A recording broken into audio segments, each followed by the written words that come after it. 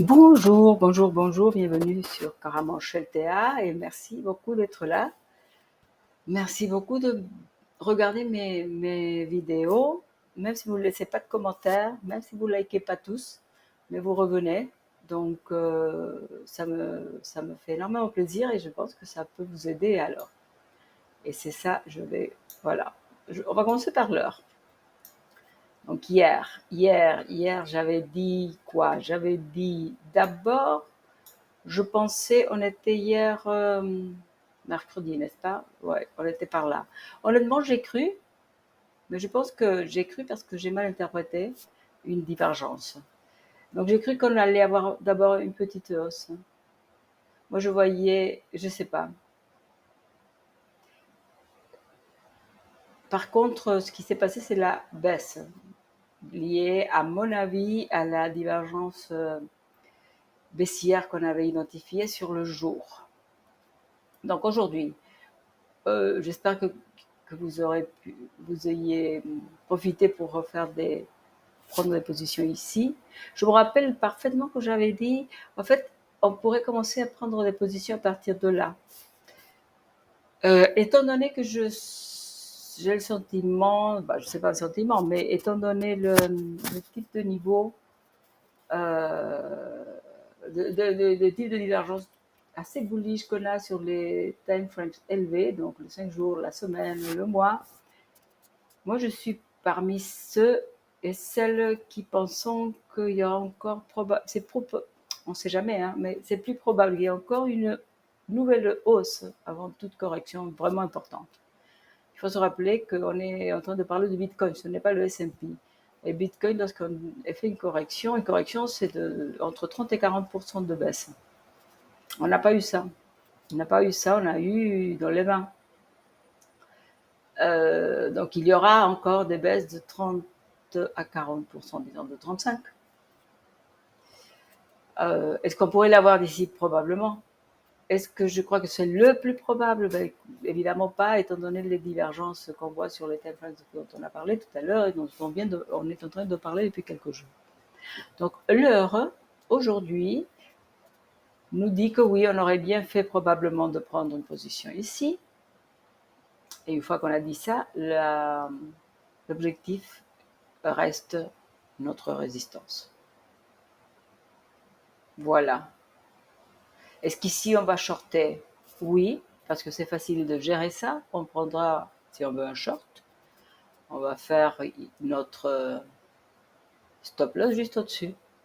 Donc on prendra une petite perte et on retournera, parce que là, si on clôture au-dessus de ces niveaux, on se dira probablement que Bitcoin va continuer à la hausse. Est-ce que je vais être contente avec une clôture? Rappelez-vous, hein, on était plus bas. Est-ce qu'on va accepter une nouvelle situation où il y a une petite clôture au-dessus, ensuite ça baisse? Non. Donc moi je crois.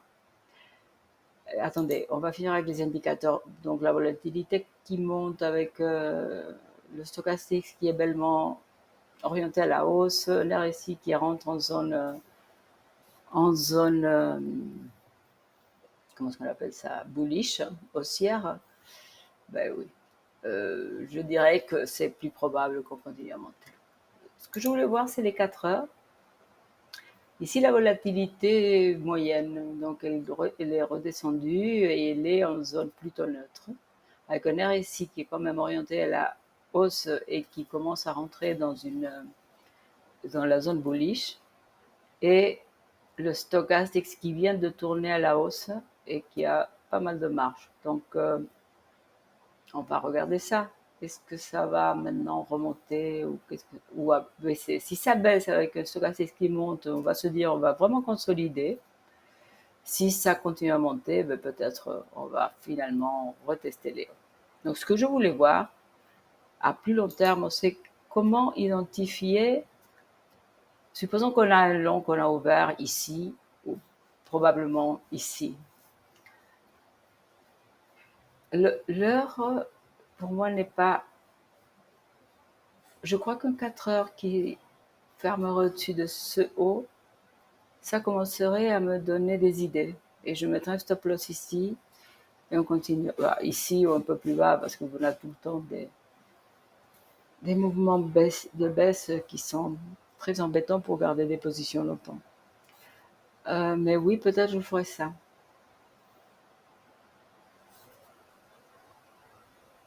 Si on regarde le 4 heures, on a eu un bas. Ici, non, mais ici, on a eu un plus haut, un encore plus haut. Et là, on en a fait encore un plus haut au milieu. On est en train de le faire en tout cas. Au milieu de la fourchette. Donc c'est toujours assez constructif ça. On a un haut plus haut que le reste. Donc il n'y a pas de raison de ne pas croire que ça va continuer à monter dans les prochaines heures. Rapidement 6 heures. Pas de grosse différence avec les 4 heures. 12 heures. 12 heures. Ça, je trouve, actuellement, je dirais que c'est un time frame qui me plaît énormément. Donc on a eu cette situation ici, que je vais maintenant changer. Je vais remonter là. Je vais faire comme j'avais fait pour l'heure. Ah, voilà.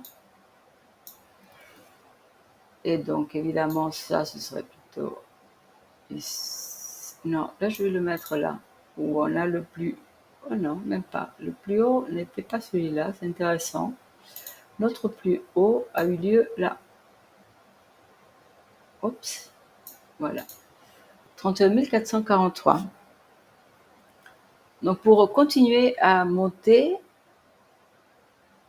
évidemment, l'idéal, ce serait clôturer au-dessus de ça, de 31 443. Donc, vous savez, je vais faire ça. Si on avait une clôture sur les 12 heures, là, au-dessus de ça, ce serait vraiment très bien.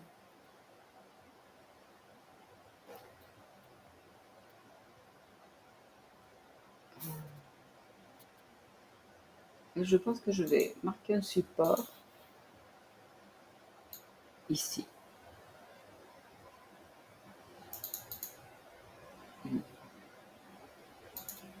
On va faire en vert.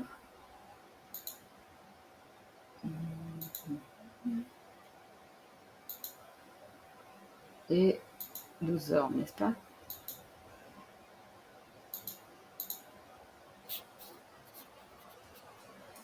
Voilà. Je voudrais voir avec vous maintenant les indicateurs. Volatilité très basse. Stochastique qui pour le moment est orienté à la baisse.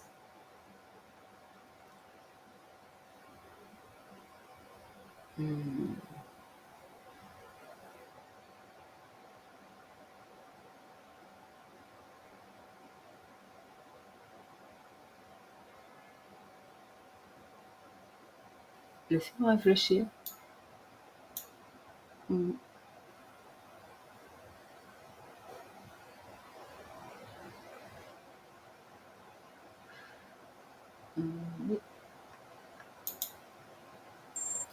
bon, excusez-moi, c'est des alertes que j'ai.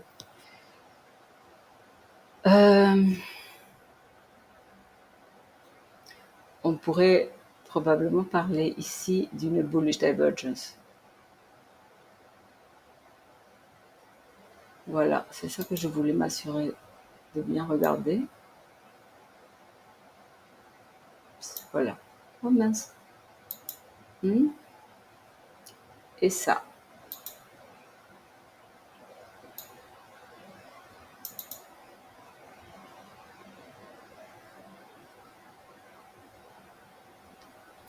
Et ça, on l'avait déjà vu ici. Non, où ça Oui, ici, on avait eu une très belle bullish divergence. Regardez. Ça et ça, qui a donné lieu à une magnifique petite hausse de, si je prends le plus bas, à peu près, on a fait 25%, 26%. Vous voulez qu'on voit ce que ça nous ferait, nous? Mhm. Donc, voilà. Ah mince. Voilà. Supposons qu'on a ce 25% à partir de ici. Ouf, chouette. Attendez, parce que j'ai pas assez de place. Mhm. Bon, je pense que ce sera pas faisable.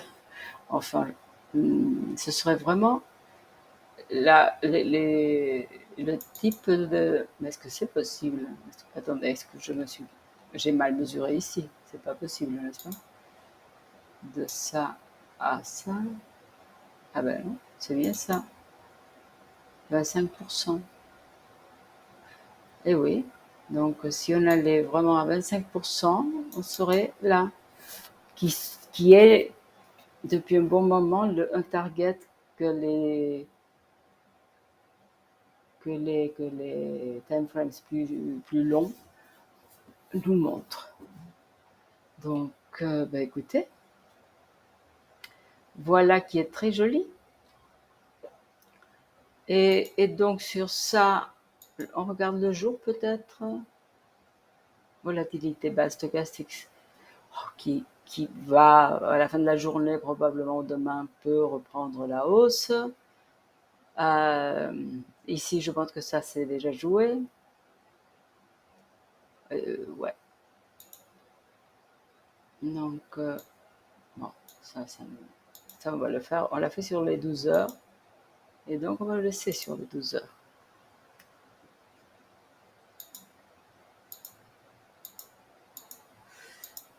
Et pareil ici.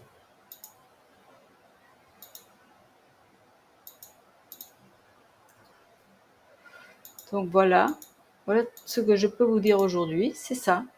Que pour l'instant, rien ne fait penser qu'on se soit trompé et que c'est plus probable d'avoir une baisse avant la hausse que le contraire. Bah écoutez, là-dessus, je vous souhaite une excellente journée de trading et je vous dis à demain. Merci.